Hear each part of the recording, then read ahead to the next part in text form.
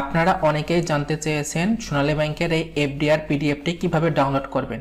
তাহলে চলেন পিডিএফটি ডাউনলোড করা দেখাই। এই কাজটি করার জন্য সর্বপ্রথম আপনাকে গুগল ক্রোম ব্রাউজার ওপেন করে নিতে হবে এবং নতুন একটা ট্যাব ওপেন করবেন। এখানে লিখবেন সোনালী ব্যাংক। আমি সোনালী ব্যাংক লিখে এন্টার করার পর সর্বপ্রথম যে সোনালী ব্যাংকের ওয়েবসাইটটা আসবে এটার ভিতর প্রবেশ করতেছি। প্রবেশ করার পর একদম নিচে আসবেন। নিচে যে ফুটার অপশনটা থাকবে এখানে লেখা আছে দেখেন ইন্টারেস্ট রেটস। এটার ভিতর প্রবেশ করবেন, তাহলে দেখেন এখানে একটা পিডিএফ চলে আসবে। এই পিডিএফ এর ডান পাশে দেখবেন ডাউনলোড অপশন আছে, এখানে ক্লিক করবেন, এখান থেকে সেভ করে নেবেন। আমি পিডিএফটা ওপেন করে দেখাচ্ছি। এই যে পিডিএফে আমি দেখাইছিলাম আপনার সোনালী ব্যাংকে এফডিআর এর হার কত থাকবে।